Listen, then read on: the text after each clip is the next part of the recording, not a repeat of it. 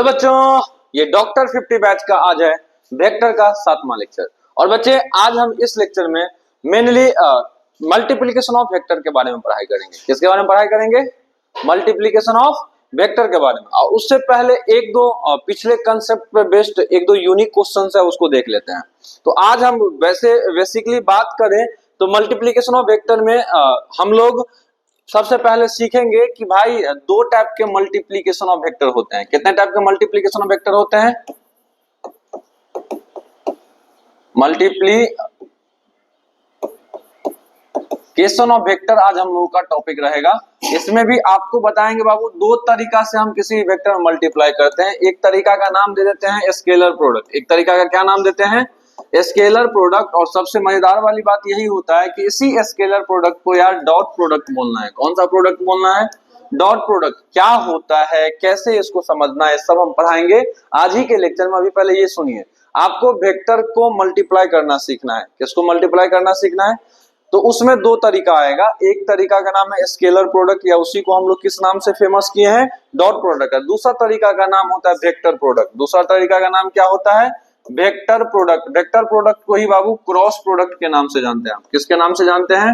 Cross product के नाम से जानते हैं। तो ये दोनों बात हम आज डील करेंगे। उससे पहले थोड़ा सा अभी तक पढ़े हुए क्वेश्चंस, अभी तक पढ़े हुए कंसेप्ट पे बेस्ड कुछ क्वेश्चंस लेके आए हैं, उस क्वेश्चन को डील करो। आप यहाँ देखो मेरे भाई, एकदम स्टार्टिंग रिजल्टेंट फॉर्मूला जब पढ़ा रहे थे, याद है? जल्दी से तब तक आप क्वेश्चन देखो, तब तक हम जल्दी से रिवीजन करवा देते हैं। अगर आपको याद हो, दो वेक्टर, एक वेक्टर ए दूसरा वेक्टर बी हुआ करता था, दोनों के बीच का एंगल थीटा हुआ करता था। रिजल्टेंट का फॉर्मूला होता था under root A square plus B square plus 2ab cos theta. ये फॉर्मूला आपको पता है ना? यहीं पे बाबू हम आपको एक एंगल अल्फा के बारे में इंट्रोडक्शन करवाए थे और एक एंगल बीटा के बारे में इंट्रोडक्शन करवाए थे, याद है? अल्फा और बीटा क्या था? अल्फा को मान लो सर रिजल्टेंट के द्वारा बनाया हुआ एंगल किसी एक वेक्टर के साथ, रिजल्टेंट के द्वारा बनाया हुआ एंगल किसी एक वेक्टर के साथ। तो जो बीटा बनता है तो रिजल्टेंट के द्वारा बनाया हुआ एंगल किसी दूसरे वेक्टर के साथ, यही ना था?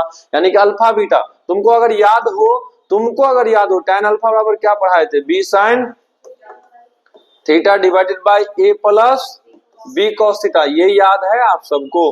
और tan बीटा क्या पढ़ाए थे बाबू? tan बीटा और कुछ नहीं था sir, very simple.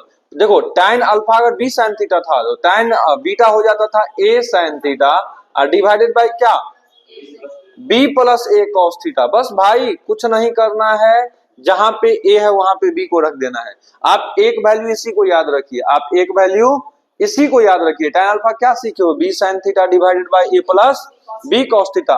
tan beta निकालने के लिए जहां जहां b हुआ b है वहां वहां a कर दो, जहां जहां a है वहां वहां b कर दो, बाद बाकी सब सेम रखो। tan अल्फा tan बीटा का खेला खत्म। यही पूरा रिवीजन करना था, यही रिवीजन हो चुका है। अब देखो क्वेश्चन पे आते हैं। बोल रहा है कि दो फोर्स है। कितना फोर्स है बाबू? दो फोर्स है। दो फोर्स जिसका मैग्नीट्यूड एक का f है, दूसरे का क्या है बाबू? √3f। सुनो, दो फोर्स एक कैसा क्वांटिटी होता है? Vector quantity. फोर्स एक कैसा क्वांटिटी? Vector quantity. यहाँ पे दो फोर्स का मतलब दो वेक्टर दिया हुआ है, उन दोनों वेक्टर का क्या दिया है बाबू? मैग्नीट्यूड। मान लेते हैं एक वेक्टर ए का मैग्नीट्यूड, वेक्टर ए मानने में तो दिक्कत नहीं है। तो दो यहाँ पे नॉर्मल सा दो फोर्स दे दिया, एक फोर्स को हम ए मान सकते हैं ना, क्योंकि वेक्टर क्वांटिटी है, इन जनरल लेके चलते हैं। तो अब हुआ देखो, उन दोनों फोर्स का क्या लेना है तुमको? मैग्नीट्यूड। यानी कि सर वेक्टर ए ऐसे लिखते हैं, उसी का मैग्नीट्यूड हम ऐसे लिखते हैं, यही बात है ना? यानी कि आपको जो लेना भी रहेगा तो किसको लेना रहेगा भाई? Capital A. कैपिटल ए बराबर कितना लोगे? एफ।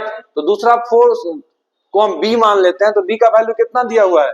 √3f। अब क्या बोल रहा है देखो, act at right angle. Act at right angle, इसको ध्यान से सोचना है। जब दो फोर्स को 90 डिग्री पे लगाएंगे तब ना बोलेंगे राइट एंगल पे काम कर रहा है। यानी कि इन दोनों के बीच थीटा कितना ले लेना है? 90 डिग्री ले लेना है। तब तुमसे क्या बोल रहा है कि then their resultant makes an angle beta with F. Resultant beta angle बनाता है वेक्टर एफ के साथ। वेक्टर एफ को यहाँ क्या माने हैं? ए माने हैं। बुआ यहाँ हम अल्फा क्या पढ़ाए थे? एंगल मेड बाय, यहाँ रिवीजन करो, एंगल मेड बाय रिजल्टेंट,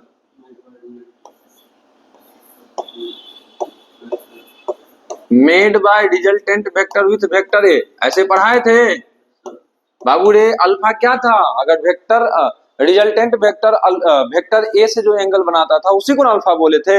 यहां तुमको लिख के दिया है ना बीटा, क्या लिख के दिया है? बीटा। लेकिन इन दोनों में कौन सा फॉर्मूला यूज करेंगे? देखो बीटा लिख दिया तो चुपके से बीटा मत यूज कर देना। बीटा है क्या यहाँ फॉर्मूला में, इसको समझना है। तो ये जो एंगल बना है देखो, their resultant makes angle beta with F vector. तुम एफ वेक्टर को क्या माने हो? ए मानो। तो ए के साथ जो रिजल्टेंट वेक्टर बनाता है वो कौन सा एंगल था एक्चुअल में? कौन सा? अल्फा एंगल था। कौन सा? यानी कि फॉर्मूला यूज ये वाला होगा कि ये वाला होगा? यहाँ बीटा दिया हुआ है लेकिन बीटा का फॉर्मूला ये यूज नहीं करना है। यूज ये क्यों करना है पता है? कि दो फोर्स में से शायद एफ फोर्स के साथ एंगल के बारे में बोला है बीटा, और एफ को हम ए माने हैं। ए के साथ अगर tan अल्फा लगा दो यार, tan, तो तुमसे यही tan यहां लिखना तो पड़ेगा tan बीटा, क्योंकि बीटा के टर्म में लेना है। लेकिन फॉर्मूला क्या लगेगा? b sin theta divided by a plus B cos theta. अब तुमसे हम एक बात पूछते हैं, b की जगह पे कितना रखोगे? √3f। अब हुआ sin थीटा 90 डिग्री हो जाएगा कि नहीं हो जाएगा? अच्छा, अल्फा बीटा थीटा में अंतर पता है कि नहीं? अल्फा बीटा और थीटा, अल्फा और बीटा है रिजल्टेंट और वेक्टर के बीच बनने वाला एंगल, और थीटा है दो वेक्टर के बीच बनने। यहाँ दोनों वेक्टर के बीच में बनने वाला एंगल कितना दिया है? 90 डिग्री। राइट एंगल पे काम 90 डिग्री, तो भाई साइन 90 डिग्री ले लोगे। यहां से सोल्व करोगे तो देखो ए का वैल्यू कितना लेना है? एफ। और यहाँ देखो बी कॉस थीटा, बी लेना है √3f, और कॉस थीटा यानी कि कॉस 90 डिग्री। यही बात है। अब जाके तुमसे हम एक बात करते हैं, देखो इधर √3f साइन 90 डिग्री का वैल्यू अगर नहीं याद है तो आज के बाद से याद रखना 1 होता है। साइन 90 डिग्री का वैल्यू 1 होता है, 1 ले लोगे। अब जाके यहाँ से बात करते बाबू, नीचे देखो 1 को मल्टीप्लाई करोगे उतना ही ना हो जाएगा। अब देखो यहाँ f और यहाँ √3f, cos 90 डिग्री का वैल्यू 0 होता है। cos 90 डिग्री का वैल्यू यानी कि 3f इंटू 0, ओवरऑल 0 हो जाएगा।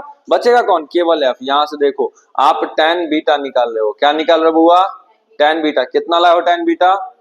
tan बीटा का वैल्यू लाए हो √3। अब हम आपसे एक बात पूछते हैं, tan का देखो tan थीटा बराबर √3, इस एंगल से सोच सकते हैं तो मतलब tan कोई ना कोई एंगल बराबर √3 आया है, यानी कि कितना एंगल का वैल्यू √3 आता है? 60 डिग्री। यानी कि यहाँ से बीटा का वैल्यू क्या आएगा?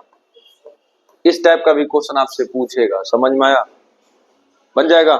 आगे बढ़ाएं। नैन्सी को समझ में आया? भाई ठंडा लग रहा है, तबीयत क्या, सर दर्द या फीवर क्या लग रहा है? तुम रात में सोया था? रात में सोया था? कोई टेंशन वेंशन है ना?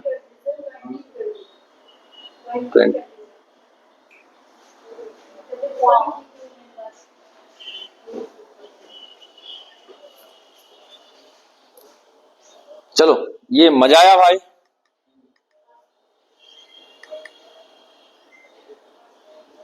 चलो अब हम यहां से आपको आगे बढ़ा रहे हैं। अगला क्वेश्चन दिखाएं, बनाने को रेडी हो?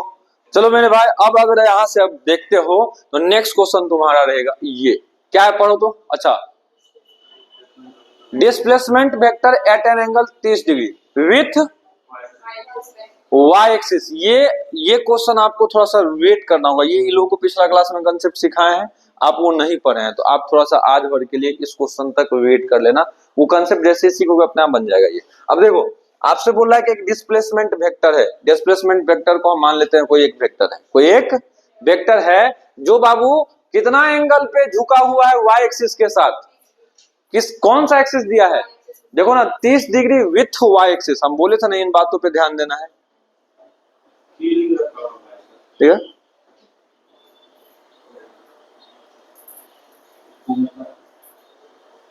आराम से। हाँ हाँ, ये क्या है भाई?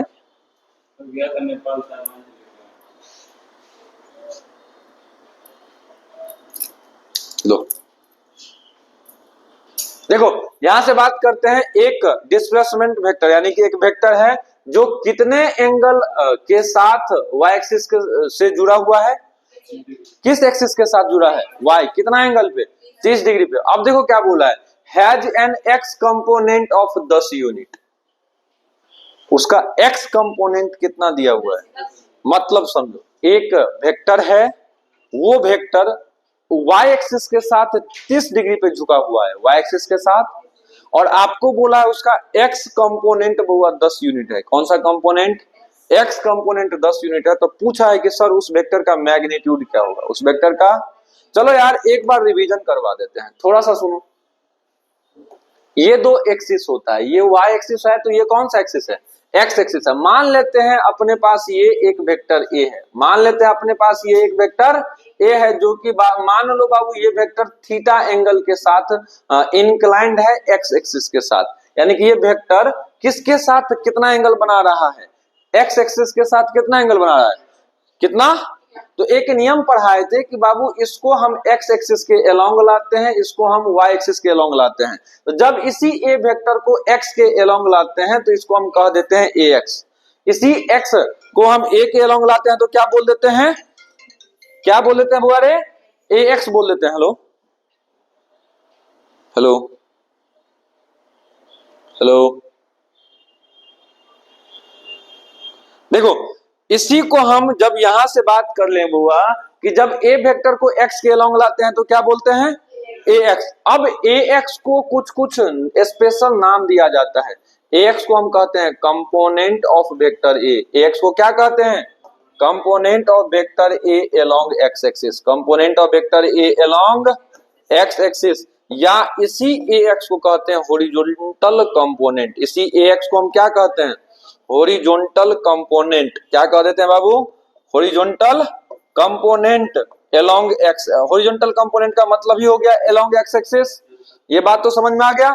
या बाबू कंपोनेंट का ही दूसरा नाम होता है प्रोजेक्शन। कंपोनेंट का ही दूसरा नाम क्या होता है? उसी को हम कहते हैं रिजोल्यूशन। क्या कहते हैं? रिजोल्यूशन। ये बात समझ में आया।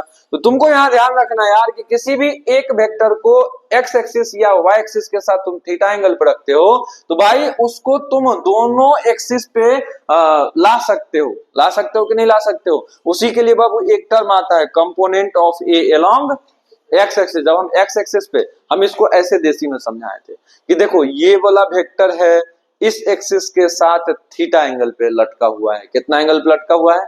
अब इस वेक्टर को पकड़ के एक्स एक्सिस के अलोंग सुलाना चाहेंगे, एक्स एक्सिस के अलोंग सुलाना चाहेंगे। हम क्या तरीका बताए थे कि सर जब ए वेक्टर को एक्स एक्सिस पे सुलाना चाहेंगे तब एक स्पेशल नाम पड़ जाता है जिसको एक्स कहते हैं। क्या कहते हैं? एक्स को हम दो अलग अलग नामों से जानेंगे। ए एक्स, एक्स का मतलब एक्स एक्सिस, एक्स एक्सिस के अलोंग वाले को हम हॉरिजॉन्टल कंपोनेंट कहते हैं। कौन सा कंपोनेंट कहते हैं? तो इस पूरे ax को हम एक नाम दे देंगे हॉरिजॉन्टल कंपोनेंट। किसका नाम दे देंगे? और बाबू रे जो ax को एक अनदर नेम देते हैं जिसको हम कहते हैं कंपोनेंट ऑफ a अलोंग। इसी कंपोनेंट को रिजोल्यूशन भी बोलते हैं। इसी कंपोनेंट को क्या कहते हैं? इसी रिजोल्यूशन का तीसरा नाम होता है बाबू प्रोजेक्शन। क्या नाम होता है? प्रोजेक्शन। अब जाके हम बात करते हैं, ये तो हुआ सर किसी एक एक्सिस के अलोंग। एक एक्सिस और बचा हुआ है ना, वो एक्सिस कौन सा है? y बचा हुआ है। अब देखो अगर y के अलोंग लिखना होगा तो इसको हम ay कहते हैं। क्या कहते हैं? ay का नाम होता है, क्या नाम होता है? Component of vector a along y axis. बहुत बढ़िया, अलोंग y एक्सिस। बहुआ इसी को क्या हम, इसी पूरा बात को क्या वर्टिकल कंपोनेंट हम बोल दें? किसी को टेंशन होगा? Vertical component. यानी कि आज के बाद से अगर वेक्टर वाला क्वेश्चन में हॉरिजॉन्टल कंपोनेंट का जिक्र होगा इसका मतलब ax का वैल्यू दिया हुआ है। किसका वैल्यू? और अगर बहुआ a का मतलब एक जनरल a वेक्टर है, एक कोई जनरल वेक्टर a है जो x के अलोंग लिखना चाहेंगे तो ax लिख देंगे। कोई दूसरा भाई एक्सिस y है, अगर उसी एक a वेक्टर को y के अलोंग लिखना हो तो क्या लिख देंगे? ay लिख देंगे। अब जाकर बात करते हैं ax का वैल्यू कितना होता है। ax का वैल्यू कितना होता है? अगर तुम लोगों को याद है तो पता है ना, बोले थे ना कि इस a वेक्टर का वेक्टर नहीं चाहते हुए मुझे क्या लेना पड़ेगा? मैग्नीट्यूड लेना होगा। क्या उसके मैग्नीट्यूड को a लिखते हैं? वेक्टर a के मैग्नीट्यूड को a लिखते हैं। अब हम आपको क्या बोले थे? कॉस लगाना है। क्या लगाना है? कॉस लगाना है। जितना एंगल वो वाले एक्सिस, देखो आप एक्स एक्सिस के साथ लिखना चाहते हो ना, तो एक्स के एक्सिस के साथ जितना एंगल वो वेक्टर बना रहा है, एक्स एक्सिस के साथ जितना एंगल वो वेक्टर भाई जिस भी एक्सिस के अलोंग लिखना है उस एक्सिस से जितना एंगल बनाता है वो एंगल यहाँ चिपकाना है। ये नियम है। याद आया? याद आया? आपको समझ में आया? अब ay निकालना है। ay का वैल्यू देखो कैसे निकलेगा भाई, वही सिंपल तरीका a लेना है। क्या लेना है बुआ? क्योंकि उस जो वेक्टर का कंपोनेंट निकालना है उस वेक्टर का मैग्नीट्यूड, यानी कि यहाँ ए का कंपोनेंट निकालना है तो ए का मैग्नीट्यूड। नियम कहता है कॉस लॉ, नियम क्या कहता है। अब भाई एंगल कितना आएगा ध्यान से सुनो। तो बाबू जिस एक्सिस के अलोंग निकालते हैं, यहाँ किस एक्सिस के अलोंग, वाई के अलोंग निकालते हैं, तो तुमको ध्यान रखना है कि वाई के साथ वो वेक्टर कितना बना रहा है, वाई के साथ। तो अगर ये पूरा 90 डिग्री है, ये थीटा बनाया, तो ये कितना बना 90 डिग्री माइनस थीटा, तो यहाँ cos 90 डिग्री माइनस थीटा होगा। नियम कहता है ट्रिगोनोमेट्री का कि cos 90 माइनस थीटा जो है ये sin थीटा के बराबर होता है। किसके बराबर होता है, तो यहाँ बताओ अब जाके ये क्या बन जाएगा, ए वाई बराबर ए sin थीटा। तो ये याद नहीं करना है, ये याद नहीं करना है, याद आपको क्या करना है, तो जिस वेक्टर का आपको कंपोनेंट चाहिए, जिस वेक्टर का, उस वेक्टर का मैग्नीट्यूड ले लेना, उस वेक्टर का क्या ले लेना, और देख लेना कि जो वेक्टर कितना एंगल पे झुका हुआ है उस एक्सिस के साथ, तो वो एंगल कॉस के साथ ले लेना। वो एंगल किसके साथ ले लेंगे, हो गया वही भाई उसका कंपोनेंट यानी रिजोल्यूशन यानी कि प्रोजेक्शन। बात खत्म हुआ। अब जाके यहां से हॉरिजॉन्टल कंपोनेंट और वर्टिकल कंपोनेंट का मतलब निकला।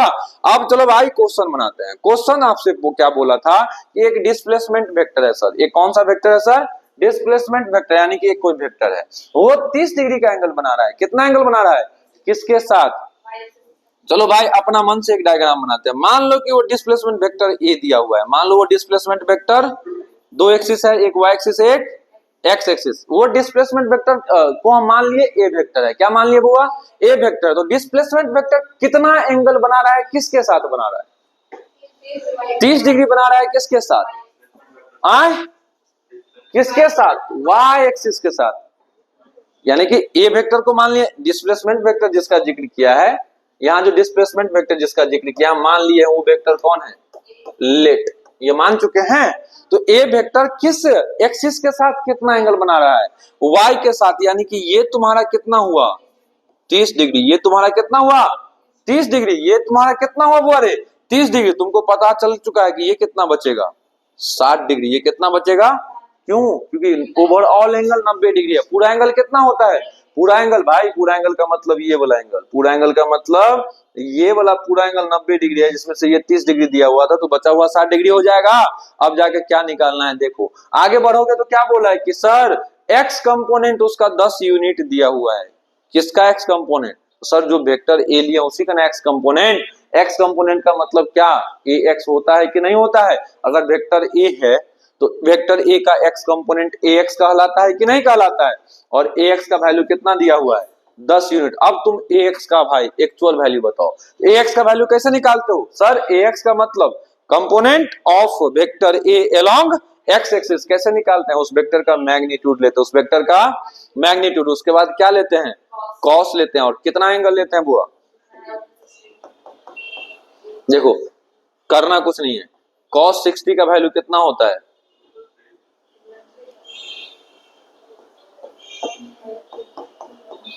cos 60 √3 कैसे होगा भाई भूला गया, सच में भूल गए, लिखाना पड़ेगा क्या भाई, याद रखो यार इतना छोटा छोटा बात। तो यहाँ से a का वैल्यू क्रॉस मल्टीप्लाई करना आता है, देखो ना a इंटू 1/2 को हम a/2 लिखेंगे, a/2 बराबर 10, यानी कि यहाँ से a बराबर कितना होगा 2 गुने 10, कितना हो जाएगा बुआ 20 होगा। आपसे क्या पूछा था, मैग्नीट्यूड ऑफ वेक्टर, यानी कि जो वेक्टर तुम लिए हो उसी का नाम मैग्नीट्यूड। यहाँ वेक्टर ए मान लिए थे, यानी कि ए का मैग्नीट्यूड हुआ। देखो ना यार वेक्टर ए हम ऐसे लिखते हैं, इसी के मैग्नीट्यूड को या तो मॉड में लिखते हैं या नहीं तो कैपिटल, ऐसे लिखते हैं कि नहीं। तो यहाँ ए का वैल्यू कितना लाए हो, कहाँ पे है बुआ, समझ में आ रहा है, हो गया। घर जाके भी सेम क्वेश्चन सेम अपने से करना है, एक बार देखते हुए मन आंसू हुआ। आगे बढ़ाएं नैन्सी, हाँ लेके आना पहले, सबसे पहले बात पहले लेके आओ मॉड्यूल्स। अब आपके पास जो भी मॉड्यूल है XYZ जो भी है आप लेके आइए, उसके बाद क्वेश्चन करिए। आप क्या वैसे क्वेश्चन क्या था,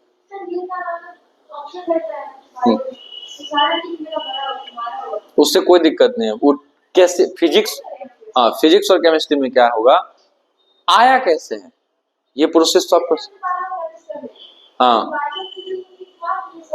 तो बायो में आप अगर पहले से टिक कर दिए हैं तो पहला गलती था कि टिक करना नहीं था ऑप्शन में। अगर गलती कर दिए फिर भी प्रैक्टिस करना है तो आपको ये सोचना है कि वो पूरा क्वेश्चन देखिए, ठीक है, कैसे फ्रेम किया गया है एनसीईआरटी के कंसेप्ट से, ये एनालाइज करना है। एनालाइज करना है, याद नहीं करना है, क्वेश्चन आंसर याद नहीं करना है। आप जो कंसेप्ट पढ़ रहे हैं चैप्टर का, उस पूरा चैप्टर को पढ़ लीजिएगा बढ़िया से। उसके बाद आपका वही चारों ऑप्शन में से टिक मारा हुआ है तो आप वहां अपना दिमाग तो नहीं अप्लाई कर पाएंगे कि इस चारों में से कौन होगा, लेकिन आप वहां एक काम तीसरा टाइप का कर सकते हैं। वो क्या कि भाई ये आंसर तो हुआ, एक्चुअल में कंसेप्ट क्या पढ़े थे उसको मिलाना है। अच्छा ये कंसेप्ट था, इसको ऐसे क्वेश्चन में फ्रेमिंग किया जा सकता है, ये आप कर सकती हैं। फिजिक्स केमिस्ट्री में कोई दिक्कत नहीं, टिक मारा तुम्हारा है, आया कैसे वही हल्ले क्या हो गए।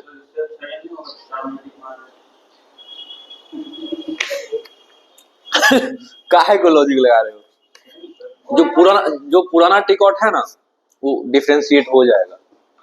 तो आप देखना, आज तुम कहीं पे कुछ लिखो और बगल का जगह खाली छोड़ दो, 1 महीना बाद देखना वहां लिख के दोनों में साफ दिखेगा कि ये पहले का लिखा हुआ है। नहीं वो सब नहीं करना है। अब देखो इतना बात समझ में आया, अब जाके यहाँ से बाबू रे हम लॉजिक बढ़िया था भाई तुम्हारा, लेकिन बाप रे। अब देखो यहां से हम बात करेंगे बुआ मल्टीप्लीकेशन ऑफ वेक्टर का। किसका बात करेंगे? Multiplication of vector. यहाँ सबसे पहले एक कॉमन सा बात बोला गया है, ये हम ऑलरेडी पढ़ा के आ चुके हैं। हम आपको बोले थे किसी भी वेक्टर में आप किसी कांस्टेंट से मल्टीप्लाई भी कर सकते हो और डिवाइड भी कर सकते हो, ये वैलिड है, बोले हैं। अब जाके यहाँ पे भाई वही रूल के रूप में आप सीख लो। आपको यहाँ अब नया टॉपिक पढ़ना है जिसका नाम है multiplication and division of a vector by a scalar. By a scalar का मतलब हुआ by a constant, by a scalar का मतलब हुआ बाय ए कांस्टेंट, यानी कि आप किसी भी कांस्टेंट के द्वारा किसी भी वेक्टर को मल्टीप्लाई भी कर सकते हो और डिवाइड भी कर सकते हो। कैसे बताते हैं, देखो मान लिया गया है कि एक वेक्टर ए है, मान लिया गया है एक वेक्टर ए है और एक स्केलर यानी कि एक कांस्टेंट के है। स्केलर यानी कि एक कांस्टेंट क्या है बुआ? के है। एक वेक्टर ए है, दूसरा एक कांस्टेंट के है, ठीक है। अब हम आपको एक बात तो समझाए हैं, अगर आपको याद हो, अगर आप किसी भी दो वेक्टर को जोड़ने आओगे, किसी भी दो वेक्टर को जोड़ना, अच्छा वेक्टर क्या होता है पहले चलो इधर का बात है, पहले इधर बताओ भाई। वेक्टर ऐसा क्वांटिटी है जिसके पास मैग्नीट्यूड और जिसके पास अगर डायरेक्शन बदला यानी कि वेक्टर बदला, या मैग्नीट्यूड बदला यानी कि वेक्टर बदला। सुनो क्या क्या बोले हैं कि सर ऐसा क्वांटिटी जिसके पास मैग्नीट्यूड भी हो, जिसके पास डायरेक्शन भी हो। अब जाकर हम अगर बात करते हैं कि मान लो कि सर डायरेक्शन सेम है लेकिन मैग्नीट्यूड थोड़ा बढ़ गया, तो क्या वेक्टर बदल जाएगा? हाँ भाई वेक्टर बदलेगा। सर मैग्नीट्यूड सेम है लेकिन सर डायरेक्शन थोड़ा सा बदल गया, क्या वेक्टर बदल जाएगा? हाँ भाई वेक्टर बदल जाएगा। वेक्टर सेम तभी होगा जब उसका मैग्नीट्यूड और डायरेक्शन दोनों सेम होगा। इसी को हम इक्वल वेक्टर का नाम बोले थे। इसी को हम किसका नाम बोले थे? Equal vector. थोड़ा सा भी बदलाव हुआ चाहे मैग्नीट्यूड में या डायरेक्शन में, यानी कि वेक्टर बदल गया, यानी कि नया वेक्टर रहेगा, यही बात बोले थे। अब जाके यहाँ हम दूसरे जो बताए हुए हैं उस पर शिफ्ट करते हैं। आपको क्या बोले, जब कभी भी दो वेक्टर को जोड़ने आओगे एक तीसरा नया वेक्टर मिल जाता है। जब कभी भी किसी दो वेक्टर को घटाने आते हो एक तीसरा नया वेक्टर मिल जाता है। और वहां बोले थे मल्टीप्लीकेशन और डिवीजन के बारे में जब जरूरत पड़ेगा तब बताएंगे, अब जरूरत पड़ रहा है। आप किसी भी वेक्टर में बाबू किसी कांस्टेंट से मल्टीप्लाई करने आते हो, किसी भी वेक्टर में आप किसी कांस्टेंट से मल्टीप्लाई, देखो यहाँ जो अभी पहला मल्टीप्लीकेशन ऑफ वेक्टर में सबसे पहला केस पढ़ रहे हैं, कांस्टेंट से मल्टीप्लाई करके क्या मिलेगा। यानी कि देखो वेक्टर से मल्टीप्लाई जो हम करते हैं, एक वेक्टर का दूसरे वेक्टर से जब मल्टीप्लाई करने जाते हैं तो वहां दो तरीका पढ़ना है। एक तरीका है डॉट प्रोडक्ट का, एक तरीका है क्रॉस प्रोडक्ट का। तो ये डॉट प्रोडक्ट और क्रॉस प्रोडक्ट तब हम पढ़ने जाते हैं जब दोनों वेक्टर के बीच मल्टीप्लाई करना होता है। ये डॉट प्रोडक्ट और क्रॉस प्रोडक्ट हम तब पढ़ने जाते हैं जब दोनों वेक्टर के बीच मल्टीप्लिकेशन करना होता है। लेकिन अभी हम बात कर रहे हैं एक वेक्टर को आप किसी कांस्टेंट से, कांस्टेंट यानी कि स्केलर से मल्टीप्लाई या डिवाइड कर रहे हो, मल्टीप्लाई या डिवाइड कर रहे हो। अब जाके आपको एक दिमाग लगाना है भाई कि आप किसी भी वेक्टर को किसी भी कांस्टेंट से मल्टीप्लाई करोगे, जो बन के आएगा वो नया वेक्टर रहेगा, जो बन के आएगा नया वेक्टर। ये मानोगे या नहीं मानोगे? मानोगे अगर मेरे भाई, तो एक वेक्टर ए था और एक कांस्टेंट यानी कि स्केलर, एक कांस्टेंट यानी कि स्केलर, एक कांस्टेंट यानी कि स्केलर का वैल्यू क्या है? के है। अब आपसे यहाँ पे इसको देखते हुए यही बात पकड़ना है बुआ, यहाँ देख रहे हैं एक नया वेक्टर बी आ गया, एक नया वेक्टर ये आया कब? तो जब सर वेक्टर ए को हम कांस्टेंट से मल्टीप्लाई कर दिए तब जो बना है अपने पास नया वेक्टर बन गया है। तब जो बना है अपने पास क्या बन गया है? नया वेक्टर बन गया। यानी कि बाबू जिसको तुम वेक्टर बी बोल रहे हो वो दरअसल आया कैसे? तो सर जब एक वेक्टर को हम किसी कांस्टेंट से मल्टीप्लाई कर दिए, और आपको बता चुके हैं कि चाहे तुम दो वेक्टर को जोड़ने जाते हो या घटाने जाते हो या मल्टीप्लाई करने जाते हो, एक नया वेक्टर देता है कि नहीं देता है? तो जब यहाँ ए वेक्टर को मल्टीप्लाई किए यानी कि मल्टीप्लीकेशन हुआ तो एक नया वेक्टर बी मिला, नया वेक्टर बी मिला। अब डिवीजन पे आते हैं। चलो भाई, अगर हम ए वेक्टर को डिवाइड कर देते हैं किसी कांस्टेंट से, तब भी जो नया मिलेगा वो भी क्या मिलेगा? एक नया वेक्टर मिलेगा सी। ये बात समझ में आया? यानी कि जब कभी भी आप किसी भी दो वेक्टर को जोड़ने आते हो एक नया वेक्टर मिलता है, जब कभी भी किसी दो वेक्टर को घटाने आते हो एक नया वेक्टर मिलता है, जब कभी भी भाई वेक्टर में किसी को भी मल्टीप्लाई करने आते हो क्या मिलता है? एक नया वेक्टर मिलता है। ये बात समझ में आया? यानी कि आप मल्टीप्लाई भी कर सकते हो और डिवाइड भी कर सकते हो। ये बात अब समझ में आया? फॉर एग्जाम्पल देखो, एग्जाम्पल के लिए बाबू हम आप सबको ये बात तो बता दिए है ना, हम इन जनरल बात करते हैं। मान लो वेक्टर ए है, वेक्टर ए क्या इस रूप में होता है? 2i cap plus 3j cap plus 5k cap, इस रूप में होता है। अगर मान लो कोई इंसान ऐसे कर दे, तो कोई इंसान ऐसे कर दे 5a लिखने बोल दे, क्या लिखने बोल दे? इसका मतलब क्या हुआ? 5 से मल्टीप्लाई हम पूरा a को करेंगे, 5 से मल्टीप्लाई हम पूरा a को करेंगे, ये इसका मतलब हुआ। अब बात समझ में आया आप सबको? बात समझ में आया? ये क्या बन जाएगा सर? 10i प्लस क्या बन जाएगा? 15j प्लस क्या बन जाएगा? 25k बन जाएगा। समझ में आया? नैन्सी, खुशी और आंसू, समझ में आ गया? अब जाकर हम बात करते बुआ, मान लो फिर से वही सेम बात। लेट सपोज ए वेक्टर है, ए वेक्टर है कितना बुआ? 2i कैप, और क्या बताया है? 3j कैप, और क्या बताया है? 5k cap. और आपको कहीं पे ऐसा लिखना होता है a/3 लिखना होता है। क्या लिखना होता है? यानी कि यहां से तुम क्या देख रहे हो बाबू? अरे वेक्टर ए में क्या किसी एक कांस्टेंट वैल्यू 5 से मल्टीप्लाई करना है। यहाँ क्या देख रहे हो? वेक्टर ए में किसी एक कांस्टेंट वैल्यू 3 से क्या करना है? डिवाइड। तो ये कहता क्या है पता है? इसका मतलब मैथमेटिकल मतलब ये पॉसिबल है बाबू, ये पॉसिबल है। तुम इसी को क्या पता है कैसे लिख सकते हो? तुम इसी को ऐसे भी लिख सकते हो, इस 3 से बारी बारी सबको डिवाइड कर सकते हो, इस 3 से बारी बारी एक एक करके सबको डिवाइड कर सकते हो। तो यही तुम्हारा ये बन जाएगा।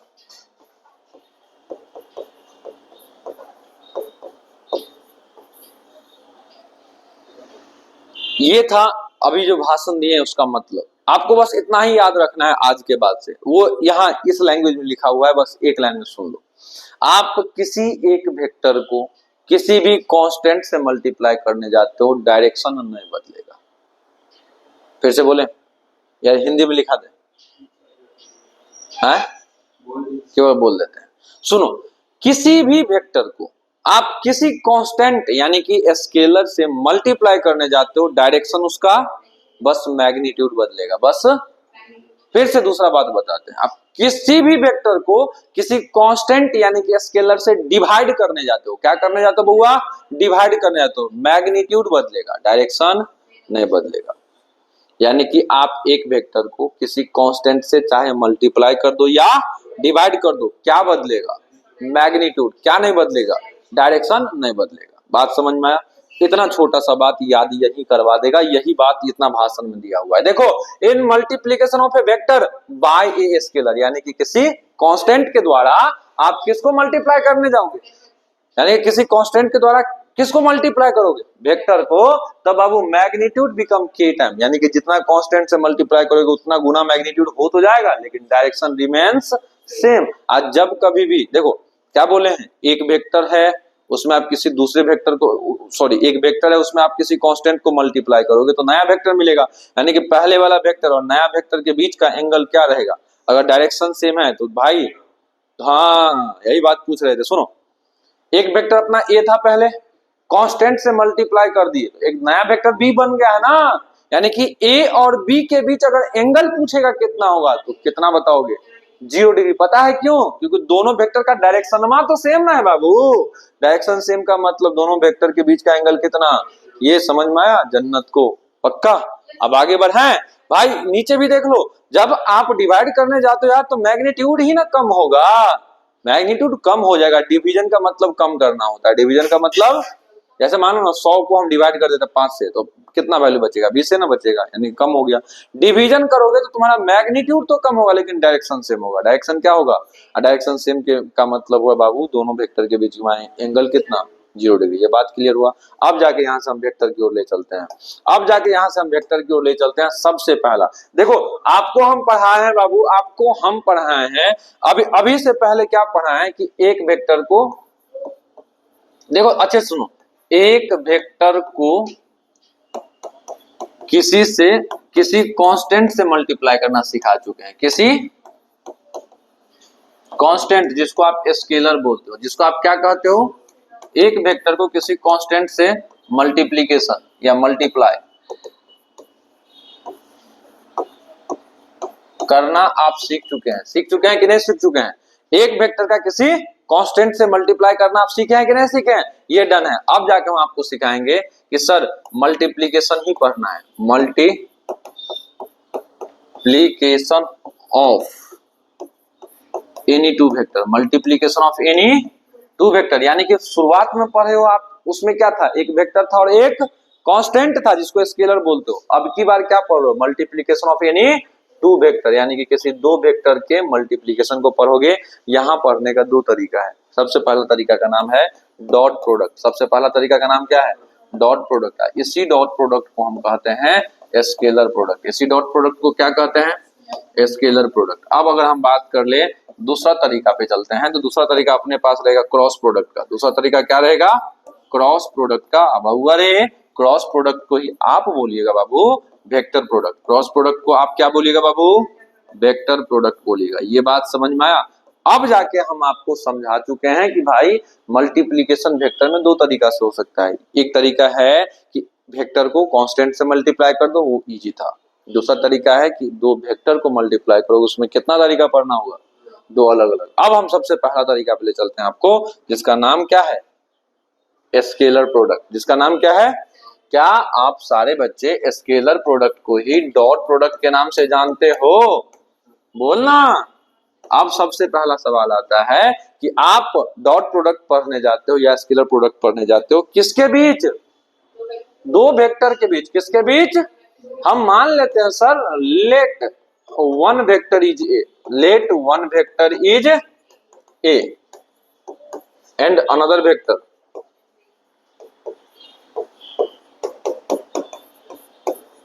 Late one vector is A another vector is B.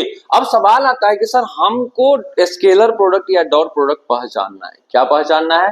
तो मैथमेटिकल वर्जन कैसा होता है स्केलर प्रोडक्ट या डॉट प्रोडक्ट का, सबसे पहले वो क्लियर करते हैं, याद रखना। तो देखो आज के बाद से अगर कहीं पे ऐसे लिखा रहे, कैसे लिखा रहे?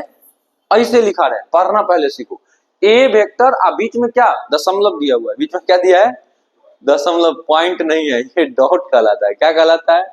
फिजिक्स या मैथ में इस डॉट का मतलब, मैथ में तो इस डॉट का मतलब पॉइंट हो जाता है, दशमलव हो जाता है, डेसिमल। लेकिन फिजिक्स में इस डॉट का मतलब होता है मल्टीप्लीकेशन। इस डॉट का मतलब फिजिक्स में क्या होता है? क्या होता है मतलब? मल्टीप्लीकेशन। ध्यान से सुनिएगा। तो अब सबसे पहला सवाल आता है, इसको पढ़ेंगे कैसे? सबसे पहला सवाल क्या आता है? इसको पढ़ेंगे कैसे? यही सवाल आता है ना। देखो बुआ कैसे पढ़ेंगे, तो इसको हम पढ़ते हैं, यानी कि रीड एच। इसको हम पढ़ते हैं sir A dot B, A dot B. इसको कैसे पढ़ते हैं? ए डॉट बी, यानी तो पढ़ते हैं डॉट प्रोडक्ट ऑफ, यानी तो क्या पढ़ते हैं? Dot product of vector A and vector B. फिर से बताओ, इसको ऐसे कहीं लिखा रहेगा ए डॉट बी, कैसे पढ़ोगे? Read as A dot B, या नहीं तो क्या पढ़ोगे? Dot product of vector A and B. चलो यार ये तो पढ़ना सीख लिए। अब जाके यहीं पे हम साइड में भाई जो जगह है उसका यूज करते हैं, एकदम भरपूर इस्तेमाल करते हैं। जैसे लोग आजकल एक दूसरे का भरपूर इस्तेमाल करते हैं अपने फायदा अनुसार। जैसे भाई हम लोग खाना खाते हैं, नमक अपने स्वादानुसार, लोग आपका फायदा उठाएंगे, आपका फायदा उठाएंगे वो अपने स्वादानुसार। ठीक है, तो प्लीज अपना लिमिट सेट करिए और इस दायरे को इतना ही रखिए जिसमें आप यूज होने से बच जाओ, क्योंकि आप यूज केवल किसी एक पार्टिकुलर चीज से नहीं होइएगा। और मान लो दुनिया का सब कुछ से आप यूज हो जाओ, लेकिन अगर आप इमोशनली यूज हो गए आप कहीं का नहीं रहोगे। तो प्लीज यार आप सब कुछ से यूज हो जाना, इमोशनली यूज होने के लिए एक अपना लिमिटेशन सेट कर लीजिएगा। उस लिमिटेशन में किसी को मत आने दीजिएगा। क्योंकि दुनिया मतलब ही है, यहाँ सब मतलबों से चलता है।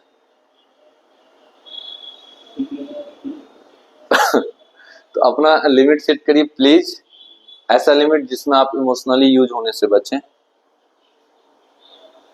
और ये लड़कों को ज्यादा सतर्कता से इस बात को समझना है, क्योंकि भाई वैसे बोलना नहीं चाहिए लेकिन बोलते हैं, लड़कियों की लाइफ जो बनाया गया है ना भगवान के द्वारा, या जो भी कॉम्प्लेक्सिटी उनके लाइफ में दिया गया है, अगर भगवान न करे कि उनके साथ कभी ऐसा हो और वो इमोशनली कोई हो जाता है, कई बार टूट जाती है, फिर वो संभल सकती हैं विद इन ए टाइम। और वो टाइम आता है शादीवादी, अगर शादीवादी के बाद का वो संभल जाएंगे, लड़के नहीं संभल पाएंगे, ऐसा देखा गया है। अगर एक बार वो इमोशनली यूज हो गया, जीवन भर के लिए उस अफसोस में जीता रहेगा वो, जीवन भर। लड़कियों के लिए इसलिए हम बोल दिए क्योंकि देखो भाई, हमारा जो सोसाइटी है ना, इस सोसाइटी में क्या होता है, एक पार्टिकुलर एज के बाद लड़कियों का शादी कर दिया जाता है, उसके बाद भाई उसके ऊपर उसका पर्सनल दुख से ज्यादा जिम्मेदारी बड़ा हो जाता है, उसके परिवार का जिम्मेदारी। उसमें भी 1 साल 2 साल 4 साल जब वो अपने कोख से जब वो बच्चे को जन्म देता है ना, उसके बाद उसके लिए दुनिया सब कुछ सेकेंडरी हो जाता है, उसके लिए प्राइमरी वर्क वही, प्राइमरी ही सब कुछ हो जाता है उसका बच्चा। जिस दिन ये हुआ उस दिन के बाद उसको कितना दुख मिला है, कितना नहीं, सब भूल जाती है, उसके बाद वो जीने लगती है अपने बच्चे के लिए। तो वहां के बाद लड़की का लाइफ धोखा खाने के बाद भी संभल जाता है वहां के बाद। लेकिन लड़के अगर एक बार धोखा खा गए, वो नहीं संभल पाएगा कभी नहीं, जीवन भर नहीं। कुछ तो जब दारू पिएगा याद आएगा, ओ माय गॉड वो समय था। उसके बाद गाना लगाएगा, जीता था जिसके लिए मरता था। है ना, और उसके बाद गाना गाएगा, अच्छा सिला दिया तूने। तो इसलिए बताते हैं भाई, चलो यार छोड़ो हटाओ, यहाँ पे आते हैं हम, यहाँ पे बात करते हैं डॉट प्रोडक्ट का। किसका बात करते हैं? डॉट प्रोडक्ट का। डॉट प्रोडक्ट कैसे होता है, कैसे उसको समझना है, फिजिक्स में कैसे रिप्रेजेंट करना होता है, ये सब समझ में आ गया। रीड एच का मतलब डॉट प्रोडक्ट को ऐसे रिप्रेजेंट करते हैं, ये बात समझ में आ। चलो भाई, अब जाके यहां से हम आपको आगे बढ़ाएं तो डॉट प्रोडक्ट में आपको एक ही बात ध्यान रखना है, एक ही बात ध्यान रखना है कि जब कभी भी सर हम डॉट प्रोडक्ट को मैथमेटिकली डील करेंगे, कैसे डील करेंगे? मैथमेटिकली। तो यहाँ पे कुछ प्रोसेस है मेरे भाई, 1-2 केस है, उसी स्पेशल केस में आपको फॉलो करना है। मान लो आपको ए डॉट बी निकालना होगा, क्या निकालना होगा? आप चुपके से क्या करना सर, जो भी वेक्टर ए रहेगा, जो कुछ भी ए वेक्टर रहेगा, उस वेक्टर का मैग्नीट्यूड ले लेना, उस वेक्टर का। उसके बाद जो दूसरा वेक्टर बी रहेगा ना, उस वेक्टर का भी मैग्नीट्यूड ले लीजिएगा। क्या ले लीजिएगा? उसके बाद कॉस ले लेना है। क्या ले लेना है? और बाबू ए और बी के बीच कुछ ना कुछ तो एंगल रहेगा ना यार, दो वेक्टर के बीच कुछ ना तो एंगल रहेगा ना, कुछ ना कुछ तो एंगल रहेगा, वो एंगल यहाँ ले लेना है। यही फॉर्मूला बन के आ गया mathematically dot product of any two vector. Dot product of any two vector, मेरे साथ रिपीट करेंगे सर। डॉट प्रोडक्ट, देखो ए डॉट बी को क्या बोलते हो आप? डॉट प्रोडक्ट ऑफ, साथ रिपीट करना है तो इसका मतलब आगे आगे नहीं बोलना होता है। चलो इधर बोलो, फिर से बोला।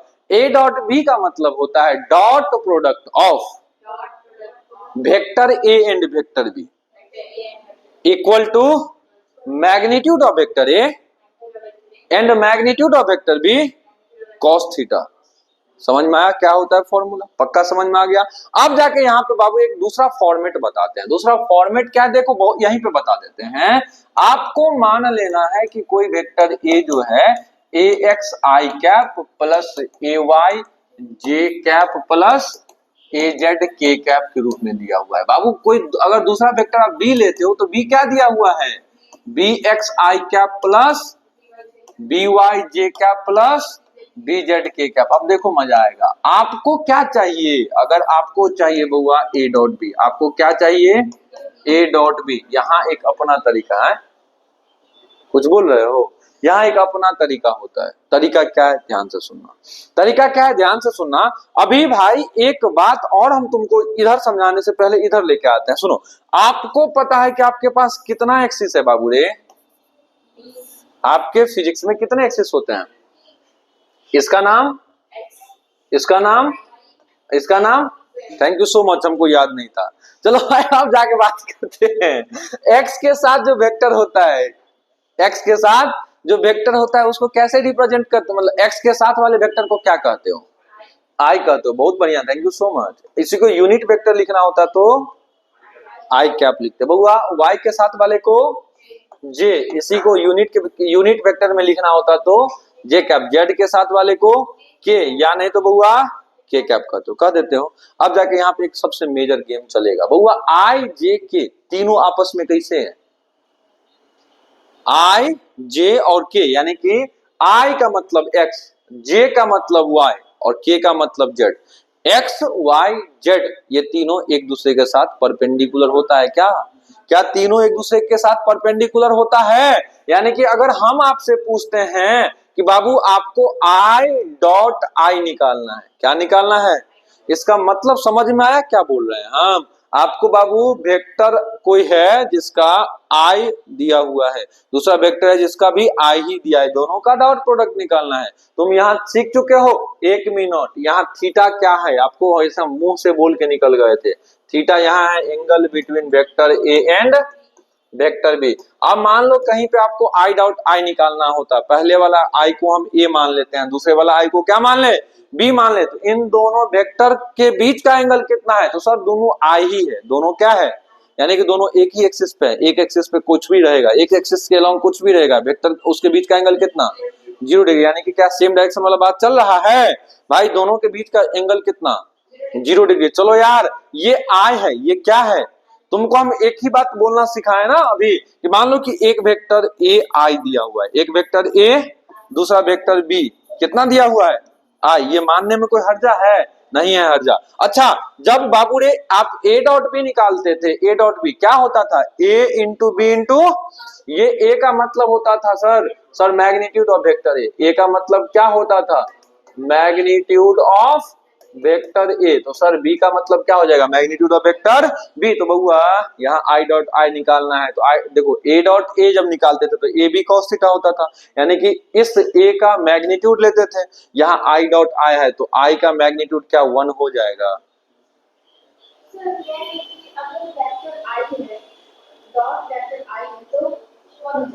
बताते हैं सुनो ना, पहले इतना, हाँ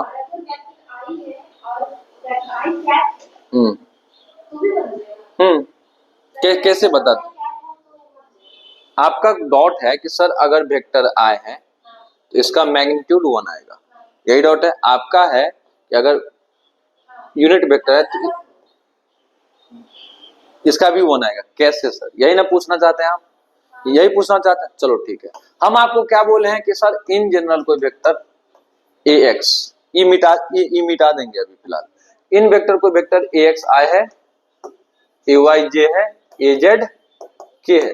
हम किसी वेक्टर को इन जनरल ऐसे पढ़ते हैं। इधर देखो मनी, अब मनी बोल रहे हैं भाई, आंसू मनी पता नहीं बार बार मनी बदमाशी करता था हर एक लेक्चर मनी मनी मनी करना होता था और उस चक्कर में वही हो जाता है। देखो किसी भी वेक्टर को हम ऐसे रिप्रेजेंट करते हैं ना। यहाँ हम आपको बताए थे कि अगर इन केस कोई वेक्टर मिसिंग रहता है, मतलब मान लो कि आपको ऐसे दे दिया जाए आई बराबर 2i, आप उसके बाद कुछ नहीं दिया हुआ है, उसके बाद इसका मतलब पता है क्या हुआ? 0j, इसका मतलब हुआ 0k। तो जब इसका मैग्नीट्यूड आप निकालने जाओगे तो इकलौता किसका मैग्नीट्यूड निकलेगा? 2 का ही स्क्वायर होगा ना, बाद बाकी सबका तो 0 होगा। तो यहाँ ओवरऑल कितना? 4। तो सर यहाँ पे जो मैग्नीट्यूड आएगा ये सर 2 आएगा, किसके बराबर? 2 के बराबर। यहाँ पे अब जाके आपका जो डॉट है, ये देखो आप बोल रहे हो कि सर मान लो कोई वेक्टर आई है, कोई वेक्टर क्या है? आई है। आई के सामने नहीं कुछ अब हुआ तो 1 आई है यार, 1 आई है। अब जाके देखो इधर तुम्हारा जे और के नहीं है, यही है ना? जो नहीं दिखता है वो उसका वैल्यू कितना होता है? 0 होता है। यानी कि इधर सर पूरा 0 है, इसका मैग्नीट्यूड क्या निकलेगा? तू ही बताओ, क्या 1 का स्क्वायर निकलेगा? 1 का स्क्वायर कितना होता है?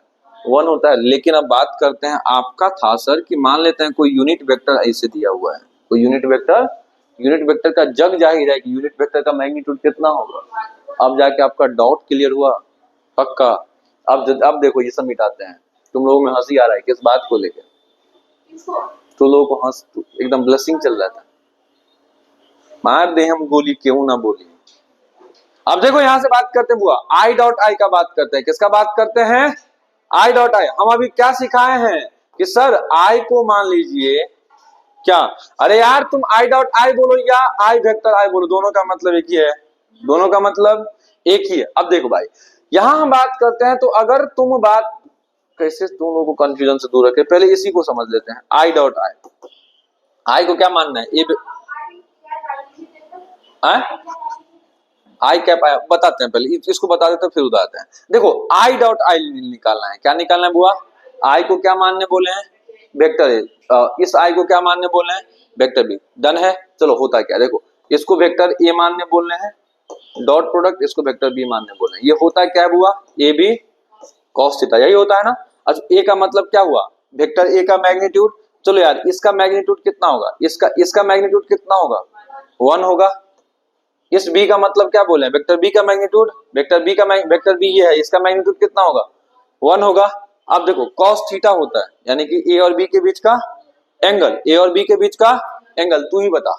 अगर दोनों सेमी एक्सिस पे है तो एंगल कितना होगा, 0 डिग्री। अब चलो यार इसको सोल्व करो, 1.1 cos 0 डिग्री का वैल्यू 1, cos 0 डिग्री का वैल्यू 1.1.1 यानी कि ओवरऑल कितना हुआ। यहां से हम क्या कंक्लूजन निकाले कि जब सर सेम एक्सिस का डॉट प्रोडक्ट निकालते हैं, जब हम सेम एक्सिस का वैल्यू कितना आता है 1, इसी प्रकार से इसी सिमिलरली जब हम सेम एक्सिस का डॉट प्रोडक्ट निकालेंगे वैल्यू कितना आएगा, जब हम सेम एक्सिस का क्या निकालेंगे डॉट प्रोडक्ट वैल्यू कितना आएगा, 1 आएगा। ये हुआ, यही हमको याद करवाना था। अब जो जन्नत का एक डॉट है उसको सोल्व करते हैं। जन्नत का डॉट है, ये बात समझ में आया कैसे करते हैं, पॉज करके लिख लेना। जन्नत का डॉट है कि सर अभी आप ले चुके थे आई डॉट आई और इसका वैल्यू आप 1 लाए, ये मुझे समझ में आ गया, लेकिन अब आप हमको बताओ अगर आई डॉट आई होता तब सर इसका वैल्यू कितना होगा। अच्छा वो बता देते हैं, पहले इसको समझ लेते हैं, पहले इसको समझ लेते हैं, फिर से वही बात, इसको हम मान लेते हैं भाई ये यूनिट वेक्टर के रूप में, तो मान ले कि ये वेक्टर यूनिट वेक्टर ए है, मान ले इसको हम क्या मान लेंगे, ये बी यूनिट वेक्टर। भाई है तो यूनिट वेक्टर, है तो वेक्टर ही ना। तरीका क्या कहता है, ए बी कॉस थीटा, तुमको पता है ये ए का मतलब मैग्नीट्यूड, मैग्नीट्यूड का मतलब किसी भी यूनिट वेक्टर का मैग्नीट्यूड 1, किसी भी यूनिट वेक्टर का मैग्नीट्यूड 1, दोनों अगर सेम ही एक्सिस पे है cos 0, क्या यहाँ भी वैल्यू 1 ही आएगा। चाहे तुम बुआ हमार, चाहे तुम आई डॉट आई को 1 करो या आई कैप आई को 1 करो, बात एक ही है, ये दोनों एक बात। चाहे तुम जे डॉट जे बोलो या जे कैप जे बोलो, ये दूसरा बात है। तीसरा बात क्या है,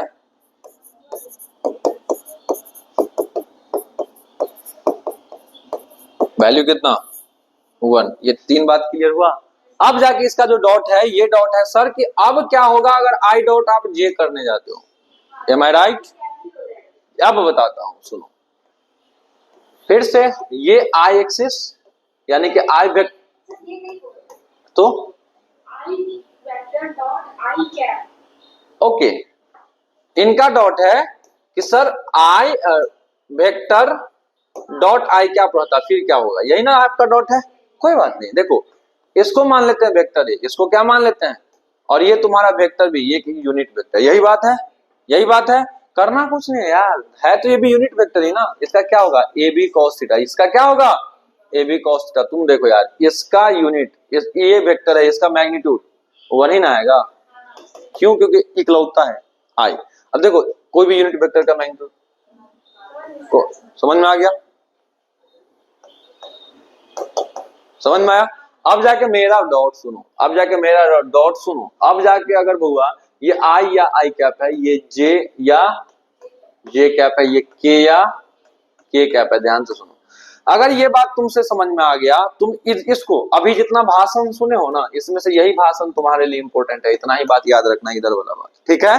अब जाके हम आपका दूसरा भाषण जो इंपॉर्टेंट है वो सुनाते हैं। अगर आई डॉट जे निकालना पड़ता, क्या निकालना पड़ता, ये तो पता है तुमको कि इसको ए वेक्टर मान लेना है, इसको बी वेक्टर मान लेना है, तो इन दोनों का मैग्नीट्यूड 1 आएगा, ये बात तो पता है। लेकिन बुआ आई का मतलब ये, जे का मतलब ये, दोनों के बीच का एंगल कितना, cos 90 डिग्री, 90 डिग्री का वैल्यू होता है 0, यानी कितना हो गया cos 90 डिग्री का वैल्यू कितना, यानी कि आई डॉट जे कितना आया, यानी कि यहां से एक हम जनरल रूल बताएंगे कि किसी भी दो अलग अलग एक्सिस वाले वेक्टर में, किसी दो अलग अलग एक्सिस वाले वेक्टर में जब डॉट प्रोडक्ट निकालने जाते हैं, कौन सा प्रोडक्ट, तो वैल्यू 0 आएगा। क्या आएगा वैल्यू, यानी कि बहुआ याद रखना है आई डॉट जे का वैल्यू हम 0 ला चुके हैं, तो सर दूसरा कौन बचा, जे डॉट 0 आएगा। सर तीसरा कौन बता, के डॉट आई, वैल्यू कितना बचा, याद हो जाएगा, हो जाएगा याद। अब जाके यहां से हम कंसेप्ट पे लाते हैं। कंसेप्ट तुम्हारा क्या था? कंसेप्ट तुम्हारा था यहाँ का, मिटाना तो नहीं चाहिए। अब इसी बात को हम दोबारा उधर लिख देते हैं ताकि वहां स्पेस हमको मिल जाएगा, ठीक है? थोड़ा इसके लिए स्पेस चाहिए। अब जाकर हम यहाँ बात करते हुआ, अगर आपके सामने ये नया तरीका है, ए को आप क्या लिखते हो? ए एक्स आई कैप प्लस क्या लिखते हो? ए वाई जे कैप प्लस क्या लिखते हो? ए जेड के कैप। तो भाई तुम बी को क्या लिखते हो? बी एक्स आई प्लस बी वाई जे प्लस बी जेड के। यही ना चेहरा है, नॉर्मल चेहरा किसी वेक्टर लिखने का। आपको चाहिए ए डॉट बी, आपको क्या चाहिए? हम पता है आपको यहाँ नया कंसेप्ट क्या बताएंगे, आप सेम एक्सिस वाले को मल्टीप्लाई करना। ए डॉट बी का क्या मतलब हुआ? इस ए वाले वेक्टर को बी के साथ मल्टीप्लाई करना है। अब जाके यहाँ पे मेरा तरीका एक लाइन में बिना माथा पिच्छी का, केवल सेम एक्सिस वाले को मल्टीप्लाई कर दो। बाद में अनदर एक्सिस का, अनदर मतलब एक एक्सिस का दूसरे एक्सिस से करोगे, जीरो कर देना है, वो हो जाता है जीरो। तो हमको उतना नहीं फंसना, हमको एक लाइन में याद रखना है, सेम एक्सिस वाले का मल्टीप्लाई, यानी कि आई का मल्टीप्लाई आई के साथ। आई का मल्टीप्लाई ये only applicable for dot product. ये किसके लिए एप्लीकेबल है? क्रॉस प्रोडक्ट का अपना एक नियम है। क्रॉस प्रोडक्ट में इसको नहीं घुसेरना है बुआ, वो अपना नियम है, वो सिखाएंगे।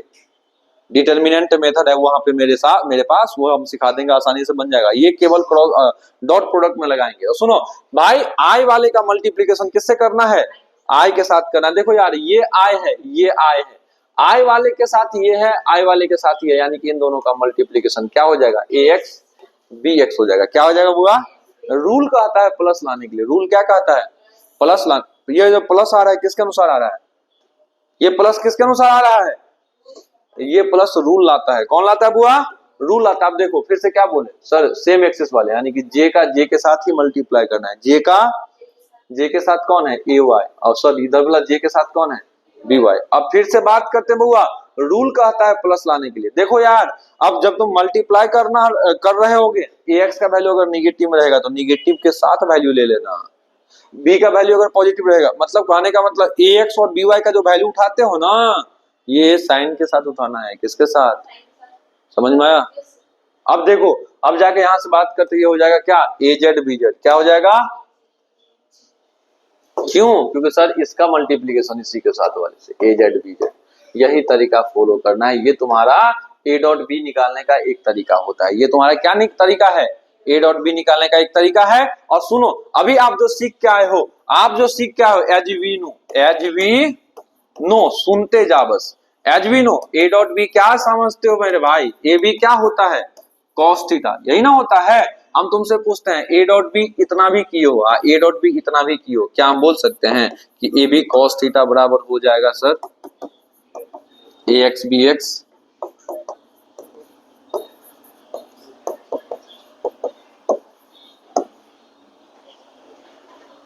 यस और नो?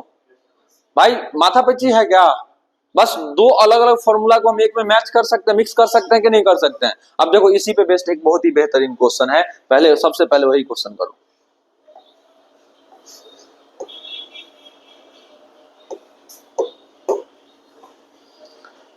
क्या question? Angle between two vector. Angle between, इधर देखो आंसू, एंगल बिटवीन टू वेक्टर, यानी कि सर दो वेक्टर के बीच का एंगल निकाला। वो दो वेक्टर कौन है? एक वेक्टर तुम्हारा ये है, दूसरा वेक्टर तुम्हारा, हम क्या बोल रहे हैं सर, जो भी दिया रहता है उसको कोशिश करिए ए और बी मानने का, क्योंकि इन जनरल हम एक ही चीज मान के चलेंगे तो दिमाग में माथा पिच्ची नहीं होगा। मान तो तुम कुछ भी सकते हो, लेकिन हम ए बी मानते हुए आए तो ए बी मान के निकल जाते हैं। ए वेक्टर कितना दिया हुआ बुआ रे? अच्छा आई कैप है, कितना दिया है? अरे भाई, आई कैप प्लस जे कैप। बी वेक्टर कितना दिया है? आई कैप माइनस जे कैप। यही दिया है ना? यही दिया है। हम तुमसे पूछते हैं बाबू, आपको क्या चाहिए? एंगल बिटवीन टू वेक्टर, यानी कि थीटा चाहिए। क्या चाहिए? सबसे आसान तरीका बताते हैं बाबू। आपको पता है कि सर ए डॉट बी जो होता है, ये होता है ए बी कॉस थीटा। क्या यहां से मुझे थीटा निकलने का चांस बन रहा है? अब ए बी और होता है sir A X B X. A B क्या होता है? A X B X plus क्या होता है? A Y B Y plus क्या सीख के आए हो? A Z B Z. ये सीख के आए हो, यानी कि तो अब ये किसके बराबर? ए बी कॉस थीटा के बराबर हो जाएगा। अब तुमको करना कुछ नहीं है, इसको देखो, इसको देख के ax bx डिसाइड कर लोगे। बुआ इसको देखो तो क्या यहाँ से इसको देख के आपको डिसाइड करना है ax का वैल्यू क्या बताओगे? ax का वैल्यू कितना है यहाँ से? ax का वैल्यू 1 होगा, वही पूछ रहे थे। i के साथ जो रहता है वो ना ax का वैल्यू है, या i के साथ नहीं पूछा तो 1 है। बुआ यहाँ ay का वैल्यू कितना है? 1 है। अब चलो b को देख के डिसाइड करो, bx कितना है, लेकिन by कितना है? -1 है। by कितना है? -1। ये बात समझ में आया? इधर सुनो ना, पहले सीख लो, अब जाके यहाँ से बात करते हैं। तुम इस अच्छा ए जेड बी जेड यहाँ पे नहीं मेंशन यानी कि 0 होगा। अब चलो यार रख दो, ax कितना है बताओ? 1। bx कितना है? 1 into 1, 1 into 1 कितना हो जाएगा? 1 हो जाएगा। 1 into 1 1 हो जाएगा, प्लस ay कितना? 1 है। by कितना? 1 into -1 कितना हो जाएगा? -1 हो जाएगा, बराबर। ये तो ओवरऑल 0 ही होगा ए जेड बी जेड, क्योंकि इसका वैल्यू ही नहीं है। अच्छा ए और बी चाहिए। अच्छा सर ए और बी चाहिए और ए दिया हुआ है ना, तो ए के लिए क्या मैग्नीट्यूड ऑफ ए निकालते हैं? इधर देख के बताओ, इधर ए का मतलब मैग्नीट्यूड ऑफ ए कैसे निकलता है बुआरी? अंडर रूट सर 1 का स्क्वायर प्लस, अगर सोल्व करेगा अंडर रूट 2 आएगा। फिर तुम बी निकालने जाते हो, बी का मैग्नीट्यूड क्या हो जाएगा? देखो हाँ -1 का स्क्वायर आएगा, तो ये भी कितना आएगा? Under root 2। चलो ए की जगह पे क्या? Root under 2। फिर से ए की जगह पे क्या रखोगे? Root under 2।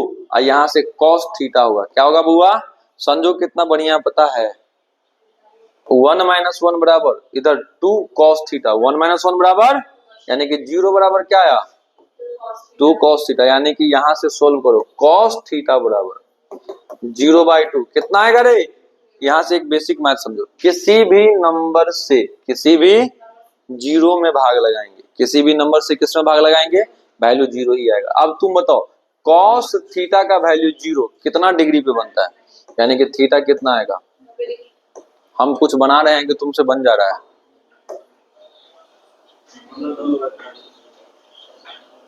ये रूल नहीं बना लेना है, आया है इसलिए हम बोल सकते हैं। समझ में आया? आया है इसलिए बोल सकते हैं, कुछ भी आ सकता था। समझ में आया? आंसू आप दोनों को बुझा गया? घर पे जाके सेम क्वेश्चन करोगे। डॉट प्रोडक्ट क्लियर हुआ कि नहीं हुआ? क्लियर हो गया। अब चल के यहाँ पे क्वेश्चन जो डिफरेंट डिफरेंट टाइप का फंस आता है वो ले चलें। चल भाई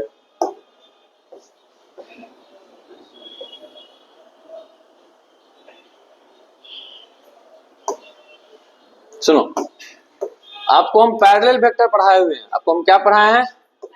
पैरेलल वेक्टर। शुरुआती क्लास में पैरेलल वेक्टर का मतलब क्या बताए थे? थीटा कितना लेना है बोले हैं? ये क्वेश्चन बन जाएगा, आसानी से बन जाएगा। बना के बताओ। एसी बंद करते हैं अब यार, पंखा चलो। हैं?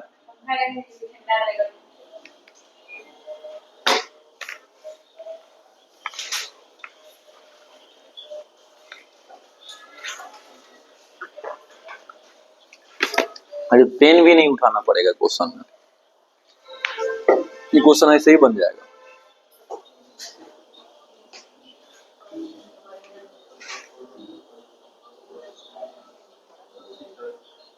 हाँ ऑप्शन सी हो जाएगा।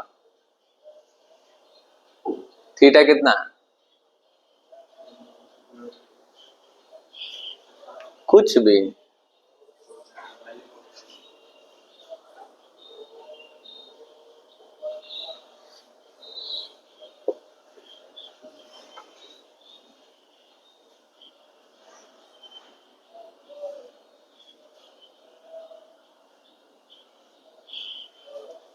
थोड़ा सा लॉजिकल है बाबू, नहीं होगा।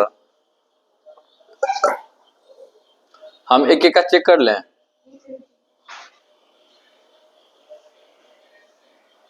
ऑनलाइन वाले बच्चे बोर होंगे इसमें। हिंट देते हैं, देखो पहला ऑप्शन देखो, A dot A plus B है। क्या बोले हैं? दो वेक्टर का सम जो होता है, किसी भी दो वेक्टर को आगे जोड़ दो, तीसरा वेक्टर देता है। ए प्लस बी को सी मान लो, ए प्लस बी को क्या मान लो? तो ए डॉट सी क्या होना चाहिए? ए सी, ए सी कॉस थीटा होना चाहिए, ए सी कॉस थीटा। बुआ पैरेलल वेक्टर है 0 डिग्री, यानी कि कॉस थीटा यानी कि cos थीटा डिलीट हो जाएगा, 1 आ जाएगा उसकी जगह पे। चलो भाई ए और सी बचा, क्या बचा आपके पास? ए और सी बचा। देखो सुन लो, 1 मिनट, आपको हम यहाँ पे, अच्छा क्वेश्चन है भाई, अच्छा क्वेश्चन है, बहुत ही टेक्निकल क्वेश्चन है, होगा भी क्यों ना भाई। जेई लेवल के मॉड्यूल है मेरे पास एक, वहां से क्वेश्चन उठाया हूँ। JEE Mains, proper JEE Mains का मॉड्यूल है, वहां से क्वेश्चन उठाया हूँ। अब जाके यहाँ देखोगे मेरे भाई, तो तुमको यहाँ बात बता चुके हैं, थोड़ा सा लॉजिकल पुराना बात लेके चलना होगा। किसी भी दो वेक्टर का सम निकालते हो, क्या तीसरा वेक्टर होता है? हम मान के चलते हैं, पहला ऑप्शन चेक करते हैं, हम मान लेते हैं कि a प्लस बी का जो सम आएगा सी हो जाएगा। क्या हो जाएगा? सी। यानी कि अब जो पहला ऑप्शन है, क्या ए डॉट सी के निगाहों से देखेंगे? अलग बात है कि सी जो है अपना ए प्लस बी का जगह लिया हुआ है, सी किसका जगह लिया हुआ है? ये हम हमारे मन के अंदर है ये बात, लेकिन हमको अभी क्या दिख रहा है? प्रॉपर ए डॉट सी दिख रहा है। क्या होता है A dot C? A into C into cos theta, यही ना हो जाएगा? यही ना हो जाएगा? हाँ, अब बता यार, तुमसे एक बात पूछते हैं, दोनों वेक्टर है कैसा? पैरेलल है। दोनों वेक्टर कैसा है?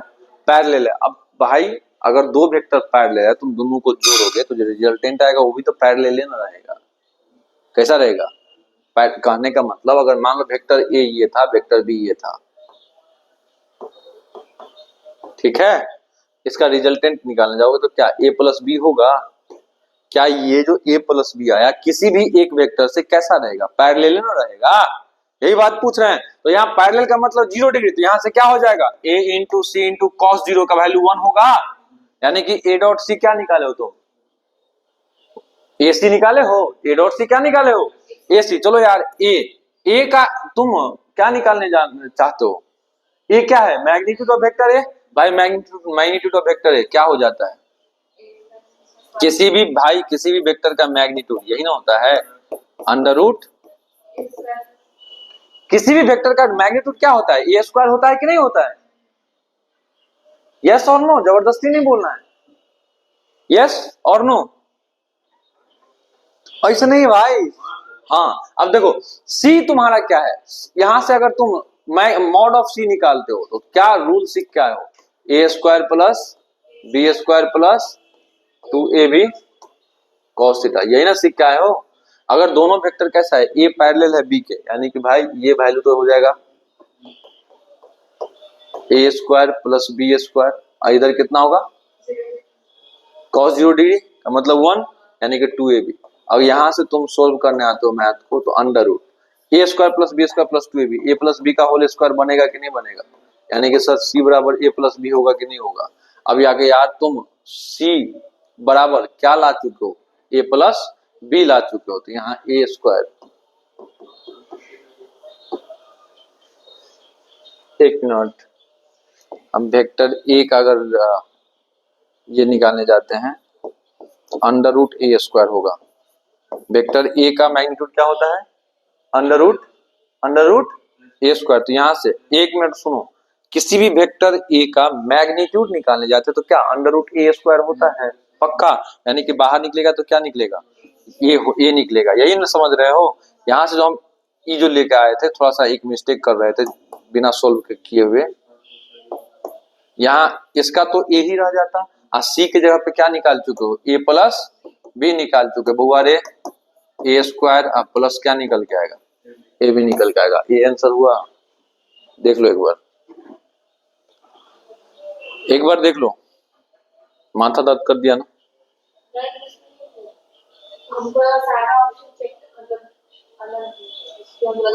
हाँ, अब पूरा ऑप्शन चेक करना है। ये है क्रॉस प्रोडक्ट का चेहरा, किसका चेहरा है? नहीं पढ़े अभी हम लोग, तुक्का लगाना ही नहीं।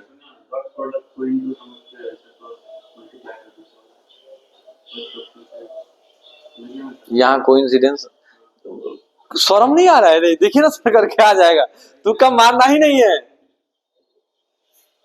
लॉजिक पे ले चलो भाई। देखो तीसरा ऑप्शन का ही नहीं हुआ पता है? परपेंडिकुलर आता तब होता है। कभी भी दो वेक्टर परपेंडिकुलर होगा उसका डॉट प्रोडक्ट 0 कर दो। और ये भी नहीं होगा क्योंकि ये भी क्रॉस प्रोडक्ट का एग्जांपल है। किसका एग्जांपल है? समझ में? कोई दिक्कत तो नहीं है? आप जाके यहां से हम अगला क्वेश्चन पे चलते हैं। इसको देखो, बस एक हिंट देते हैं कि वर्क का फॉर्मूला आप आगे जब पढ़ोगे ना वर्क ऑफ एनर्जी, वहां पढ़ाएंगे हम वर्क के बदले में वर्क बराबर हो जाता है फोर्स और डिस्प्लेसमेंट के डॉट प्रोडक्ट का। वर्क बराबर किसके हो जाते हैं? अब बन जाएगा, क्वेश्चन बनाओ तो जल्दी जल्दी बना के बताओ।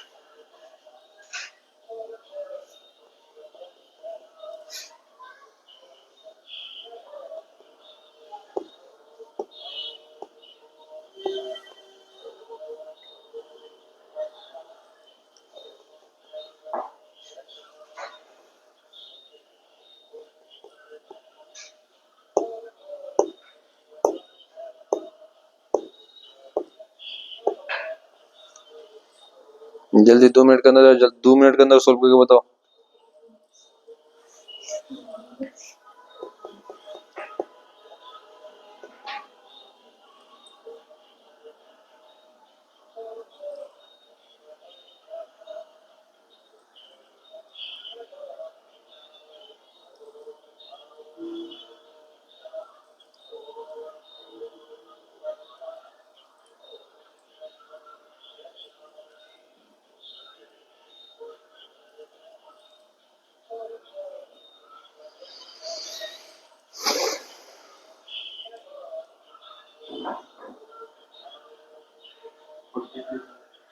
फोर्टी टू, बहुत बढ़िया, देखते हैं।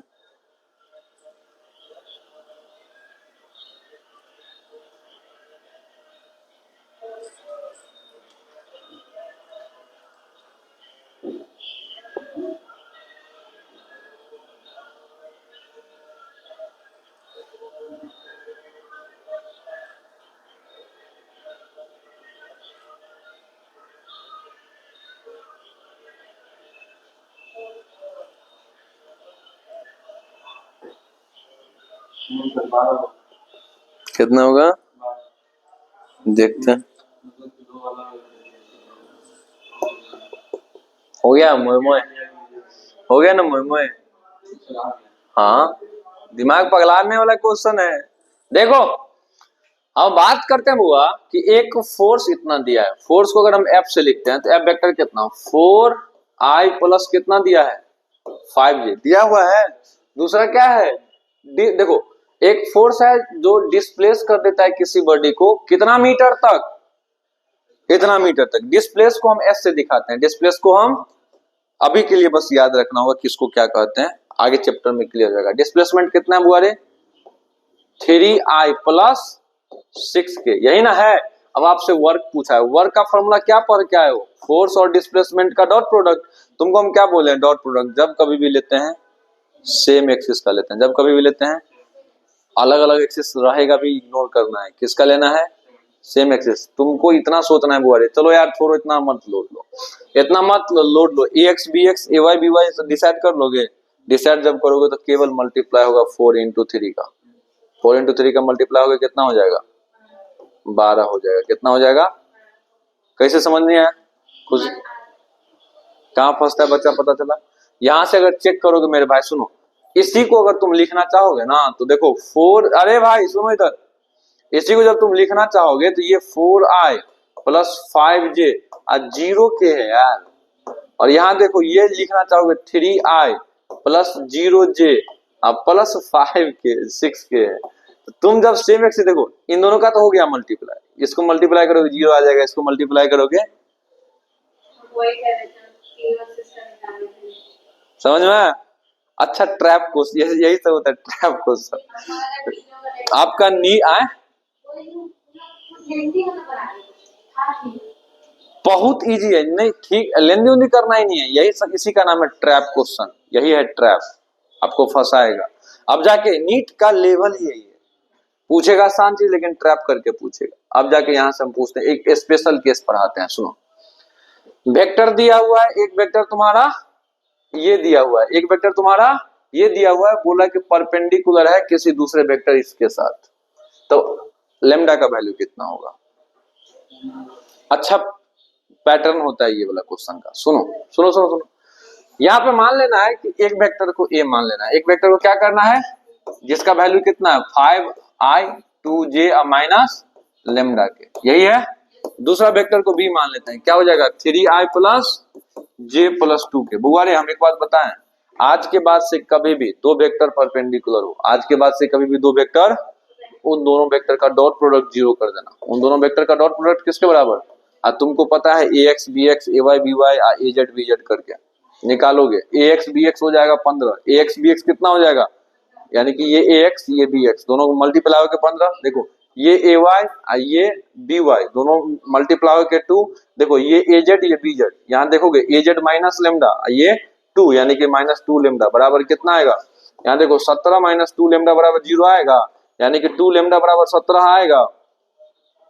2 लेमडा बराबर, अरे इस 2 लेमडा को उठा के इधर ला लिए तो 2 लेमडा, तो लेमडा बराबर कितना 17 बट्टा कहाँ है 8 पॉइंट।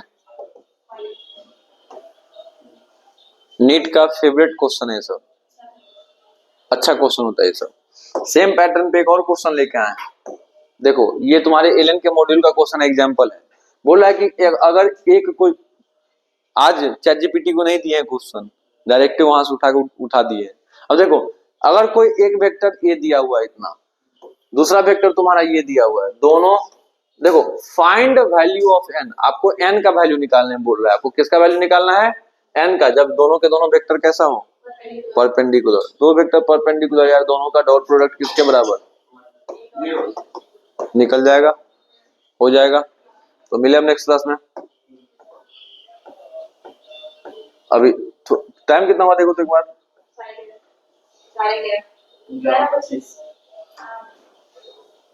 10 मिनट का एक लास्ट टॉपिक है, फिर डॉट प्रोडक्ट का खेला खत्म। अगला क्लास में बस क्रॉस प्रोडक्ट पढ़ा के चैप्टर खत्म कर देंगे। सुनो, इसका नाम है projection of vector A on vector B. क्या नाम है, हेडिंग सुनो।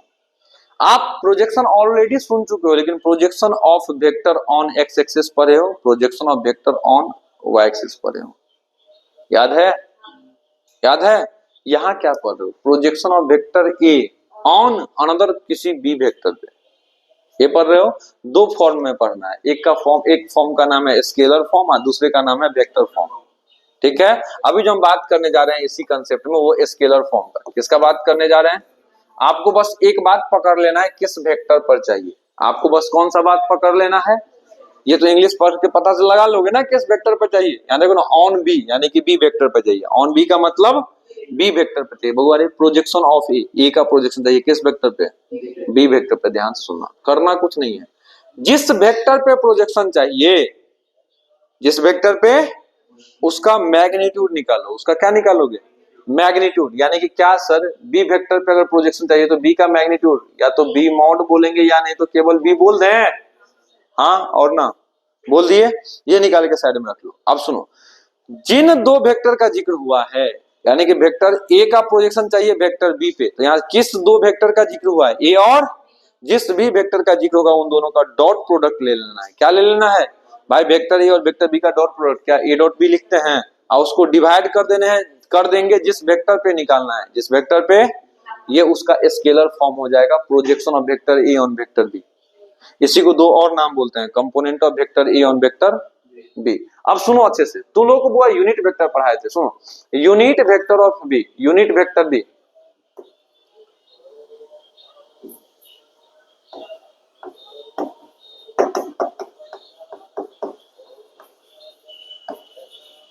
क्या लिखते थे, बी कैप लिखते थे, क्या होता था, B vector are divided by magnitude of B होता था। थोड़ा सा दिमाग लगाओ, यहां तुमको अब इस पार्ट को हम बोल रहे हैं देखने के लिए, B vector divided by mod of B, यानी कि बी है, ये तो सर ऐसे ही छोड़ दीजिए। क्या जहां पे B vector divided by B, इसको यूनिट वेक्टर लिख सकते हैं, हो गया स्केलर फॉर्म का खेल खत्म। अब हम जो बात करने वाले हैं वेक्टर फॉर्म का बात करने वाले हैं। तुमको यहाँ से क्वेश्चन भी अगर पूछेगा नीट में तो वेक्टर फॉर्म का क्वेश्चन पूछेगा। कहाँ का क्वेश्चन पूछेगा भाई? बहुत ही आसान है। वेक्टर का मतलब होता है डायरेक्शन बताना। वेक्टर का मतलब होता है डायरेक्शन। यहाँ पे भी वही जिक्र होगा हुआ कि किस पर निकालना है, किस पर निकालना है, जिस पर निकालना है उसका यूनिट वेक्टर मल्टीप्लाई कर दो स्केलर फॉर्म में, बात खत्म। वेक्टर प्रोडक्ट वेक्टर फॉर्म में प्रोजेक्शन निकालना बहुत ही आसान है, करना कुछ नहीं है। स्केलर याद करना तो आसान है, स्केलर याद करना आसान है ना, A dot B divided by mod of B, जिस पे भी चाहिए। हम आपको क्या बोले, स्केलर वाला जो फॉर्मूला है ना वो लिख लेना वेक्टर के लिए। वेक्टर फॉर्म में जब लिखना होगा तो स्केलर वाला फॉर्मूला लिख लेना सबसे पहले, और उसको भाई मल्टीप्लाई कर देना किससे, जिस वेक्टर पे चाहिए ना उस वेक्टर के यूनिट वेक्टर से। हो गया, बात खत्म। अब इसी को सजाओगे तो तुम इस रूप में सजा दोगे। कैसे? तो वेक्टर बी बाय बी क्या डॉट प्रोडक्ट आइए ऑलरेडी था, ये वेक्टर फॉर्म में हो गया। चीजें क्लियर हुआ? अगर ये चीजें पक्का क्लियर हो गया, अब जाके यहां से बाबू इसको बना लो। क्या पूछा है? What is the component of this along this. On बोले या एलोंग बोले मतलब तो सेम है, ऑन बोले या एलोंग बोले मतलब तो सेम है, करना कुछ नहीं है। आपको यहाँ पे एक ही काम करना है। वो काम क्या होगा पता है?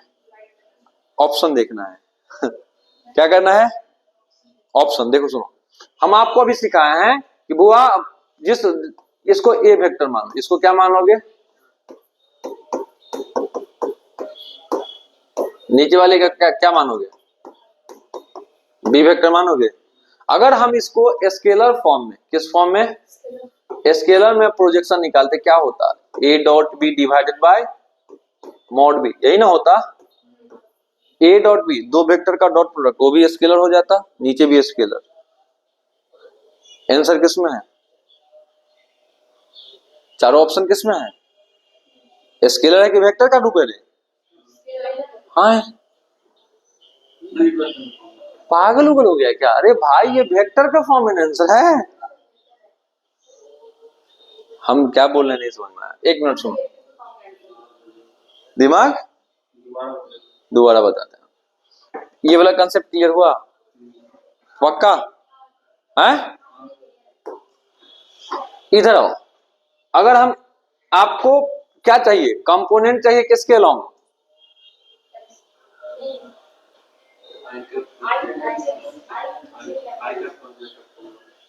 मतलब यहां से हम इसको ए मान लिए हैं, उसको क्या मान लिए हैं? कंपोनेंट आपको किस पर चाहिए? आपको एक ही तरीका बताते जिस पर कंपोनेंट चाहिए। मॉड 1 स्क्वायर प्लस 1 स्क्वायर कितना? अंडर 2 आया। दूसरा बात क्या बताए थे? आप जिन दो वेक्टर का चाहिए उन दोनों वेक्टर का डॉट प्रोडक्ट, चलो ए और बी का चाहिए, 3 और 1 का मल्टीप्लीकेशन कितना? 3 होगा। 4 और 1 का मल्टीप्लीकेशन कितना? 4 होगा, डिवाइडेड बाय रूट अंडर 2। ये कौन सा वैल्यू लेके आया हो? ये कौन सा वैल्यू लेके आया हो? स्केलर कांस्टेंट वैल्यू आया है। तुम्हारा आंसर इस रूप में है कि वेक्टर के रूप में है? यानी कि यहाँ कौन सा फॉर्मूला लगेगा? ये वाला फॉर्मूला तो लगा दिया हम, स्केलर फॉर्म वाला ना। ये वाला जो फॉर्मूला लगाए हैं हम, ये वाला फॉर्मूला पे बना दिया है ना। आपको मेरे भाई आंसर किस रूप में दिया है? तो आपको वेक्टर वाला फॉर्मूला चाहिए। वेक्टर वाला फॉर्मूला क्या बताए थे? A dot B divided by B तो होगा, लेकिन इसी को आप मल्टीप्लाई करोगे। होमवर्क रहेगा ये क्वेश्चन, उम्मीद रखूं होमवर्क में बन जाएगा पक्का। तो अब जाके बाबू आज का सेशन हम करते हैं पे खत्म। राधे राधे बच्चों, खूब पढ़ाई करिएगा बढ़िया से, अच्छे से, ठीक है। और बेस्ट आज के सेशन का एक पढ़ाई लिखाई वाला नॉलेज के साथ ही साथ एक लाइन का नॉलेज ये भी है भाई, एथिक्स है। पता ही है कि अपना सब कुछ लुटा देना, बस अपना इमोशन मत लुटाना, नहीं तो इसके बाद कहीं का नहीं रहोगे। हम लोगों को लगता है कि दुनिया में सबसे वैल्यूएबल चीज पैसा है। नहीं भाई, दुनिया का सबसे वैल्यूएबल और प्राइसलेस चीज है इमोशन। अगर ये बर्बाद हुआ कहीं का नहीं रहोगे। इमोशन बचा लो और अभी अपना पूरा इमोशन पढ़ाई पे दे दो। पढ़ाई पे अगर इमोशन डाल देते हो ना, आप बहुत ऊपर चले जाओगे। कहीं और इमोशन डालोगे तो ये दुनिया उस इमोशन का कदर नहीं कर पाएगा, क्योंकि दुनिया मतलब से चल रहा है, सबको पता है, ठीक है। जहां तक आपके फायदे दिखते हैं वहां तक लोग आपके साथ रहेंगे, नहीं तो उसके बाद लोग अपने फायदे के लिए सोचेंगे और आप वहां से साइड हो जाओगे। तो प्लीज अपना इमोशन को बांध के रखना, बढ़िया से पढ़ाई करो, पढ़ाई के साथ अपना इमोशन जोड़ो, ताकि वो चीजें आपको लाइफ में बहुत आगे ले जाए। जरूरी भी वही है। ठीक है, मिलते हैं नेक्स्ट क्लास में। राधे राधे।